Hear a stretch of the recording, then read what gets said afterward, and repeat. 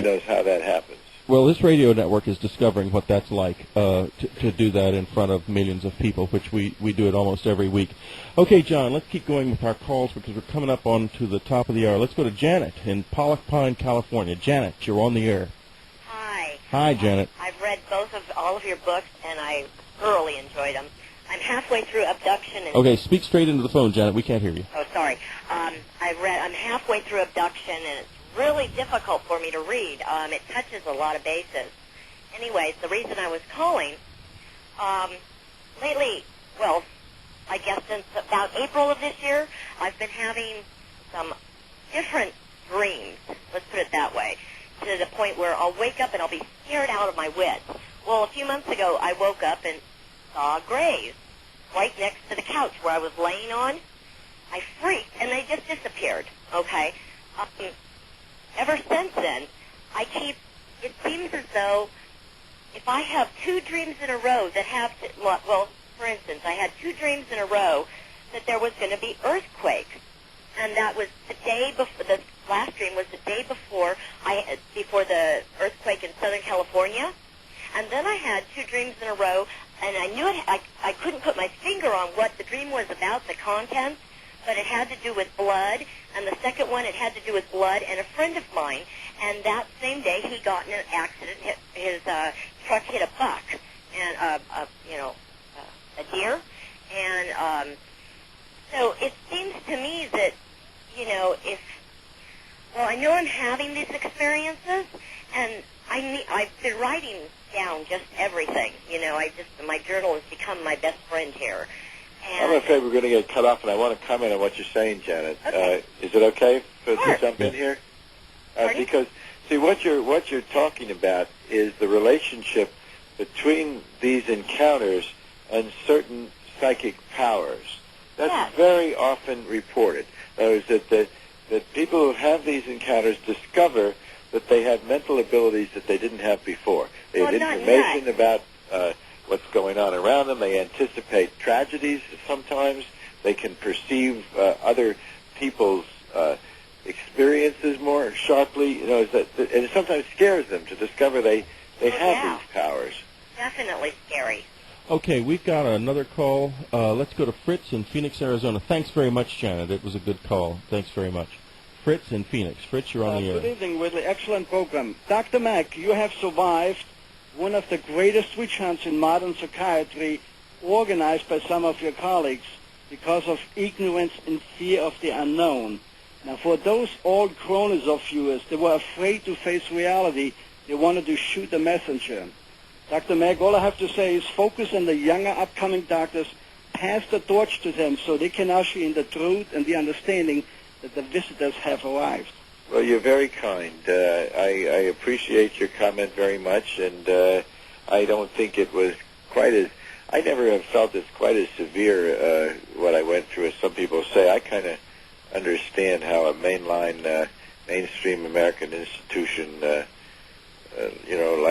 Harvard Medical School, would react to one of their professors giving credit to something that must, at least in several years ago, it must have seemed just absolutely outlandish to them. And but I'm a clinician, and that's my main work. And I didn't expect this to be true, but I began to see these people, and they're very healthy people mentally, by and large, and they're telling the truth as far as I could say. The only problem was that what they were saying isn't supposed to be possible. Well, I decided to stick with what seemed like truthfulness rather than worry about what we're supposed to think is possible or real or not, Well, you're the messenger, and keep up the good work, because a lot of work has to be done yet. America is somehow still asleep. Of course, the audience on Coast to Coast and Dreamland is very consciously aware of this, but the rest of them have to be woken up, and you're doing a fantastic job, Whitley and Dr. Mack. Thanks for your call. Thanks very much, Fritz. It's much appreciated. Well, John, we're coming up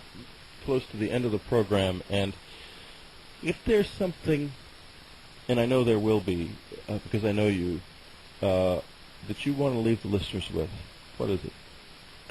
I don't know. I just think it's, it's a lot less frightening to be in a universe that's filled with unknowns, we don't have control, where there might be something magnificent ahead of us, than to think that we're in a universe that is only material things, and that it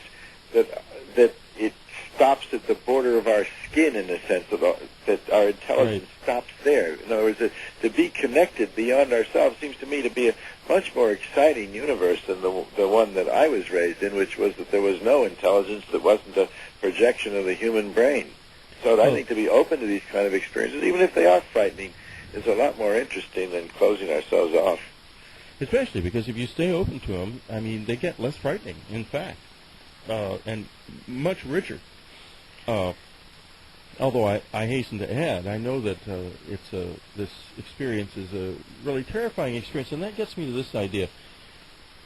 If they are aliens, it would seem if we went to another planet and we found intelligent creatures there, the first thing we would do two things. One, we would be very secretive, and because we would not want to interrupt their culture, we would want to study it and to learn from it and to find what it had to give us before it became totally directed toward us. But then we would want to understand them, and to do that, you go to the genetic material and the sexual material. Well, they have a lot of trouble. I mean, they often say that they don't understand us. They particularly don't seem to understand our aggressiveness.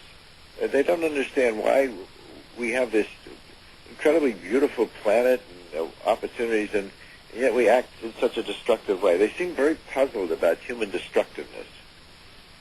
Okay, let's talk a little bit about this coming Tuesday night, November the 16th at 7 p.m., the New York Academy of Medicine. Dr. Mack at 5th Avenue and 103rd Street in New York City. Dr. Mack is going to be there. To reserve tickets, 212-459-4570. That's 212-459-4570. We've had an extraordinary experience with Dr. Mack tonight. Have an extraordinary experience with him next Tuesday night. This is Whitley Strieber. Will Hilliard is our producer-engineer with Mike Kincaid, Jason Gonzalez here in San Antonio.